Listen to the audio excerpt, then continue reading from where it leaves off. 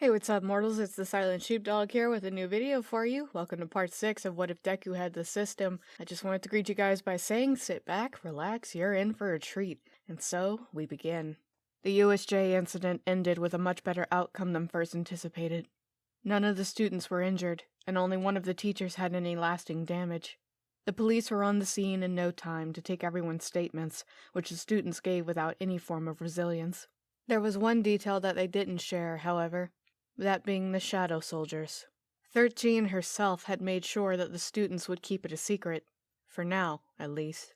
She and the others who were involved wanted to at least hear Izuku out before deciding on what to do with this information.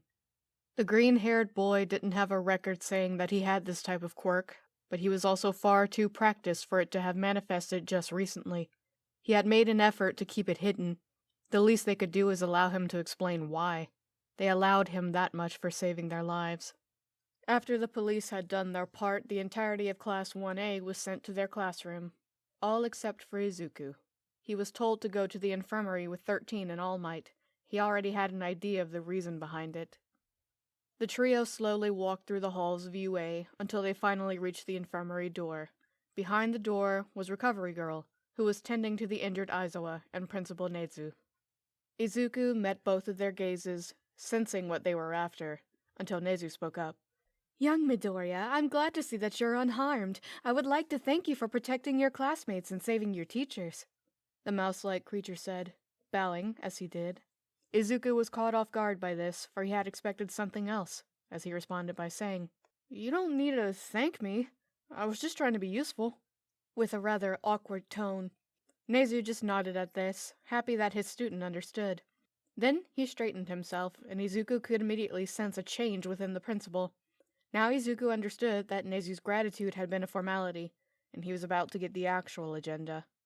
"Now then, it has come to my attention that you possess some type of healing power. Is this true?" the principal asked, sounding a little skeptical as he did. Izuku was silent for a short while, trying to think of an answer, but upon looking at Aizawa and how injured he was, he decided to come clean about it. "Yes. What 13 told you is the truth. I fully intended to heal Aizawa too, but unfortunately I didn't have enough time," he said, sounding as genuine as he could. Everyone except 13 was shocked to hear this, for they didn't expect it to be true. "Then, could you perhaps heal Aizawa?" Nezu then asked, as he pointed one of his paws towards the injured hero. Izuku could sense the intention behind Nezu's words. The principal was still skeptical about it, and he probably wanted to see it with his own 2 eyes. Normally the green-haired boy would have done nothing in an attempt to conceal himself, but he couldn't do that now. The young man reached behind his back, confusing everyone as he did. This confusion lasted, in a thick silence, as Izuku walked up to the bed while saying, "Sure, I don't see why I couldn't. I was going to do it earlier, but unfortunately the situation wouldn't allow it," with a calm voice, before bringing his hand forth. Now everyone was confused once again, for in the palm of the previously empty hand there was a strange object. It was an orb-shaped vial made from glass, filled with a liquid that looked to be as red as blood. Everyone in the room seemed to be rather intrigued by this item, as they all thought the same thing. It looked like a potion from a video game of some kind. They would only become shocked, however, when Izuku brought said vial to Aizawa's lips. Slowly but certainly, the teacher's wounds were being healed, even the parts that Recovery Girl couldn't do anything about. Aizawa just kept regenerating as he drank more of this potion. Then he kept going as he was being fed a second one. By the time that a third vial had been emptied, Aizawa regained consciousness, with no more than a few scratches on his body. Everyone looked on in awe, even the previously injured man himself. In what appeared to be just a few seconds, Izuku had managed to relieve his teacher of his injuries, all while putting in what seemed to be no effort. "How do you feel, sir?" the green-haired boy then asked, sounding just as calm as he had before. Aizawa was suddenly knocked out of his trance, as he sat himself up before saying, "I still feel a little sore, but other than that, I'm fully healed. Somehow." With a voice full of disbelief, Izuku felt relieved, relaxing his shoulders and letting out a heavy breath before softly exclaiming, "I'm glad to hear that," while dropping to one of the beds beside Aizawa's. The others still looked at Izuku in disbelief, unsure of what to say now. That was until Recovery Girl spoke up. "Huh? How did you do that? It shouldn't even be possible." the old nurse exclaimed, making everyone jump as she did. Izuku looked a little confused as he looked at the nurse before saying, "It's not impossible. Have you forgotten what your quirk does?" Recovery Girl didn't change her expression upon hearing this. She actually seemed to get more annoyed as she said, I haven't forgotten what my quirk is capable of, and I still stand by what I just said. What you just did should, by all logical means, be impossible. with the same annoyed voice. Izuku was just as shocked as he was confused now, unsure of where Recovery Girl wanted to go with this. The old nurse seemed to get even more annoyed upon sensing this as she went on to say, All right, let me phrase this differently. My quirk allows me to accelerate the body's healing process. So if your body can't do it on its own, I can't do anything about it. I wouldn't have been able to fully heal Aizawa, but you did. If my quirk is the accumulation of 100 years' worth of medicine, what you just did might as well be all of mankind's medical accomplishments manifested into a single bottle. This explanation made everyone shiver a little, for its weight had finally hit them. It might have been horribly exaggerated, but the fact still stood. Izuku had done the impossible, and they wanted an explanation. Not only that, there was something else they needed to address. Actually, there is something else that we need to talk about. According to 13, you appear to have a second quirk. One that wasn't on your registration, Nezu said, adding even more tension to the room. Izuku could feel the pressure being applied to him. He had hoped to avoid answering this question altogether, but now he had been backed into a corner. He needed to tell them the truth, but he couldn't. He didn't know how they would take it, how they would react if they found out that one of their students was a necromancer. The teen clutched his hands together hard, attempting to suppress his need to panic. That is, until a usually unwanted but now very welcome voice spoke up. "May I point something out?" it said, prompting everyone to be confused. Izuku knew who this was. That alone relieved him to the point of almost crying, as it made itself known. From the green-haired boy's shadow rose a stunning and proud knight in pitch-black armor, one that 13 recognized. The others, however, were clueless and asked, "Oh, and who might you be?" The knight kept its neutral posture as it answered, "I am Igris, a humble knight serving under my liege. May I now point something out?" With a rather warm voice. The heroes were intrigued by this, picturing Igris to be some truly humble knight. But Izuku could tell that something was different. Whether it was Igris's chivalrous nature peeking through the curtain or not, the Shadow Knight was making himself look way more friendly than usual. This observation was cut short when Igris was told to voice his thoughts and said, "I'm well aware that you all want answers to satisfy your needs. But I have to inform you that there are 19 anxious students waiting for the exact same thing down that very hallway." With the same voice as before, the teachers all quickly realized that Igris was right, and after just a few seconds for Aizawa to gather himself, they all made their way to Class 1A. Izuku couldn't allow himself to relax just yet, but he was very grateful to Igris right now. Normally it would have been bad to involve his classmates, but it was welcome here. Not only would it help him clear the air with everyone involved much quicker, but he was now given time to actually think of a believable explanation. Also, now that his classmates would be listening, he could possibly get away with obscuring certain details, since they weren't likely to be as critical as the teachers. This thought process was broken as they all made it to the classroom. Izuku was at the front of the group, so he was the one that slid the door open. Behind it, he could see all of his classmates, looking as if they had a conversation of their own. They all turned their expressions towards the open door, only to see Izuku there. Deku? Uraraka exclaimed, showing just how shocked they all were. Izuku didn't give a response to this. He just walked into the classroom and stood before everyone. The students were even more confused now as they noticed the teachers and the shadow-clad knight present. "Midoriya, what is going on?" Tokoyami asked, voicing what everyone wanted to ask. The green-haired boy held a serious expression as he responded by saying, "Earlier I told you that I would try to explain things to you, and that's what I intend to do now. But honestly, I don't know where to start." With a voice that was calm, but still showed a hint of uncertainty. "Start by telling us who that handsome-looking fellow is," a voice then said, shocking everyone. They all looked to see that it was Dark Shadow aiming its words towards Igris. Izuku took a deep breath before he introduced the Shadow Knight. "This is Igris. He's my right hand, emotional support, and royal pain in the ass Shadow Knight." Izuku said, while putting a clear and heavy emphasis on the last few words. Igris only chuckled after hearing this, as he responded by saying,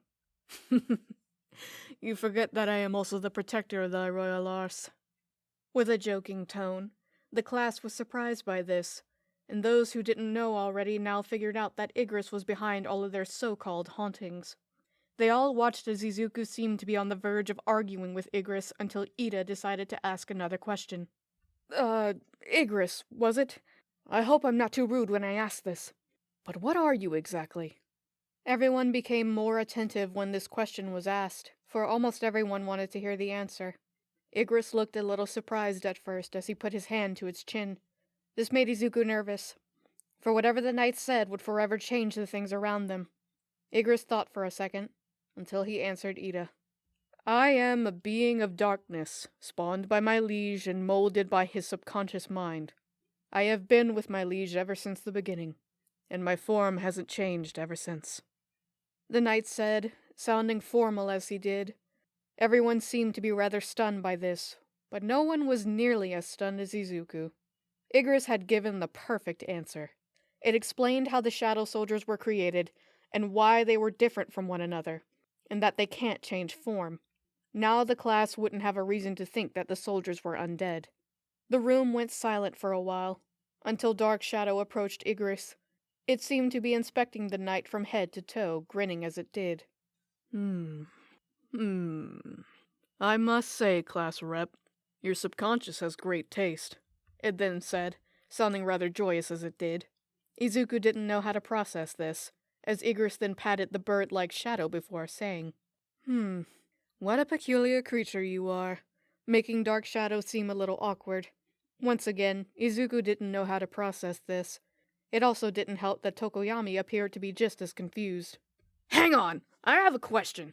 Kirishima then exclaimed, breaking everyone away from the rather odd moment between the two shadows. Izuku turned to the redhead and listened. When you and Igris were fighting that monster, it looked like you didn't get along. So why are you suddenly so friendly with each other? Kirishima asked, but stopped himself. The other students understood why he had stopped, for in the middle of his sentence he could hear the sound of someone snoring loudly. Everyone turned to see that it came from Izuku, who appeared to be sleeping while sitting on Aizawa's desk. The students all showed a mixture of shock and confusion, for they couldn't tell if he was just tired or so bored that he had fallen asleep. Ida seemed to get a little annoyed, but before he could do anything, Izuku suddenly woke up. Oh, you thought I was asleep, didn't you? He then exclaimed, as if nothing had happened at all. The students were now more confused than ever as Izuku giggled before turning dead serious and saying, Acting. The response didn't help most of the students, for they honestly didn't understand what Izuku was trying to say. It wasn't until Yayorozu spoke up that the rest caught on. You mean to say that you were putting on an act? Why? The raven-haired girl asked, sounding genuinely intrigued. Izuku nodded in response to this as he said, Yes, and it was part of my plan. If I hadn't pretended to be infuriated with Igris, our opponent wouldn't have lowered his guard. But because I did, we managed to catch him by surprise. With a calm voice. The class now seemed to be more fascinated than before, but some of them still seemed to be confused. Acting is a good skill to have, especially in this line of work. Whether it's for an interview or an actual conflict, knowing how to act is useful. A gruff voice then said. The students looked to see that it was Aizawa, only now realizing that he was also present. This turned into even more shock when they noticed that he was uninjured, but the fact seemed to be ignored immediately when Izuku said, All war is deception, right? With the same voice as before. Aizawa only nodded at this, but it served to fuel his confusion. Well, now I have a question for you. Why didn't you tell us about these abilities? This quirk of yours isn't on your registration papers, and you haven't used it once until now. You also showed that you're far more intelligent and strategic than you let on. So why have you been holding back all this time? The tired teacher then asked, sounding like he demanded an explanation. Now Izuku was put on the spot once again. He knew that this question would come, it was only a matter of time. He needed to explain why he didn't use the Shadow Soldiers from the start, and he needed to make it believable.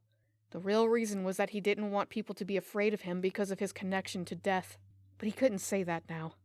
The green-haired boy steeled himself. taking a deep breath before he said, "Because I don't particularly like this power," with a weak voice. Everyone seemed to be confused upon hearing this, as he then continued. "When I first used this power, I almost had a panic attack, and I'm not exaggerating. It's because I was scared. I was afraid of my own quirk. And then it got worse because I started thinking about how others would react, and it scared me even more. None of my parents have a quirk that's even remotely similar to this, so I don't even know where it came from. But every time I think about it, I get the feeling that it didn't come from a good place." Now everyone felt bad for Izuku. He had been afraid of his own quirk all this time, and they couldn't even begin to imagine what he had gone through. The only ones who know about this power are standing in this room. The public doesn't know, not even my mother, and I'd like to keep it that way, at least until I'm sure that I can handle it," the green-haired boy then said, lowering his gaze as he did. Even though Izuku wasn't telling them everything, what he said was true. He had always been afraid to be found out in some way, and that he would be shunned because of it. He just hoped that others would understand his reasoning. "I'm sorry that you had to go through that, and I understand why you chose to keep it a secret. I'm sure that your classmates feel the same way. That's why I can tell you that your secret is safe with us. After everything that you've done for us, it's the least we could do," Nezu then said, breaking the silence in the room. Izuku was genuinely shocked to hear this. He wasn't sure if he could continue to keep it hidden after this, but the principal had said that it was okay. He then looked towards his classmates, and once he saw their expressions, he knew that they all agreed. Relief washed over the boy like a gentle wave, as he began to chuckle gently. The students and teachers were all confused by his reaction as they watched the teen stand up on trembling legs while saying, "Thank you. You have no idea how much it means to me," with a trembling voice. The others thought that they could see tears forming in the greenette's eyes, but as he finished speaking, his legs gave in. He began to fall to the ground until Icarus caught him mid-air. Everyone was shocked and even began to panic somewhat. None of them understood what had happened, but Izuku fell suddenly unconscious. To them, it looked like Izuku had just dropped dead on the spot, and they didn't know why. They all turned towards Icarus for an answer, who didn't take his eyes off of his master before saying, "He's all right. He's just both physically and mentally fatigued. My liege has kept his guard up ever since the villains started attacking, because he didn't know how things were going to end up. I'd even go as far as to say that, up until now, he's never let his guard down," with a voice that also showed some concern for his master. This put everyone at ease. It made them feel bad again, but they were also glad. They were glad that Izuku could rest easy for once. This video was sponsored by Honey. Honey is a free browser add-on available on Google, Opera, Firefox, and Safari. If it's a browser, it has Honey. Honey automatically saves you money when you check out on sites like Amazon, Papa John's, and Kohl's. Wherever you shop, it's a good chance that Honey can save you money. All you have to do when you're checking out at these big sites is click that little orange button, and it will scan the entire internet and find discount codes for you. It takes 2 clicks to install Honey. Now, anytime you check out, Honey will scan the whole internet and find coupon codes for you. If there's a coupon code, they will find it. And if there's not a coupon code, you can rest assured that you're getting the best price possible. If you install Honey right now, you can save so much money on your online shopping experience doing nothing. There's no reason not to install Honey. It takes 2 clicks. 10 million people use it. 100,000 5-star reviews. Unless you hate money, you should install Honey. Use the link in the description to start saving money now. After the incident, the students got some time off so that the police could conduct a proper investigation. Izuku spent his time in the dungeons, getting as strong as he possibly could in this short span of time. When everyone returned to UA, they were informed about the sports festival, and how it wasn't going to get cancelled. Naturally, everyone was excited, and was looking forward to the event. Izuku was also a little excited, but it was cut short when Aizawa asked him to follow him to the principal's office. The green-haired boy was confused by this, but he complied. He thought that he had some kind of idea what they wanted, but he wouldn't know until he got there. The student and teacher eventually made it to Nezu's office, and upon entering through the door, they were immediately greeted by the mouse himself. "Midoriya, please, have a seat," the mouse said, sounding as joyous as he usually did. Izuku did as his principal told him while saying, "Sir, if you're going to ask what I think you're going to ask, my answer is no. I won't be using the Shadow Soldiers during the sports festival." With his usual calm voice, Nezu then smiled at this, waving his hand as he then said, "Oh, I'm already aware of that. I wanted to talk about something else. It does, however, include your so-called Shadow Soldiers, so could you perhaps summon Igris?" With the same voice as before.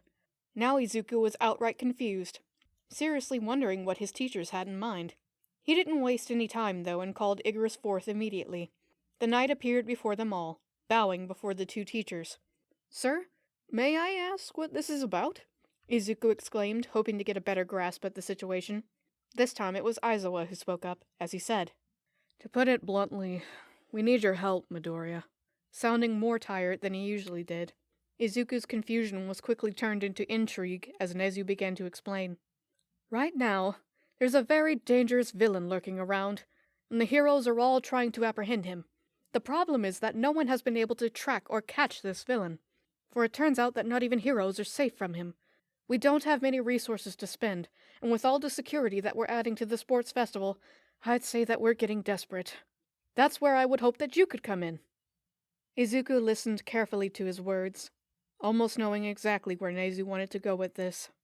"Your Shadow Soldiers can cover a lot of ground without any limit to their range, and they can also hide in other shadows to remain unseen, and most importantly, they can't be injured. I know this sounds like a lot, but I'm asking if you could use your shadows to help us catch this villain, before anyone else gets hurt." Then Nezu finished, his voice sounding more like he was pleading. Izuku finally understood what his principal wanted, and it was sort of what he expected. He was sure that it could be done. The principal had a lot of good points after all. The issue was that the shadows could get traced back to him, and he could possibly get in trouble for using his quirk. But he assumed that since the teachers were asking him to do this, that the last one wouldn't be a problem. Still, he needed a second opinion that he could trust. "Igris, what do you think? Can it be done as efficiently as they make it seem?"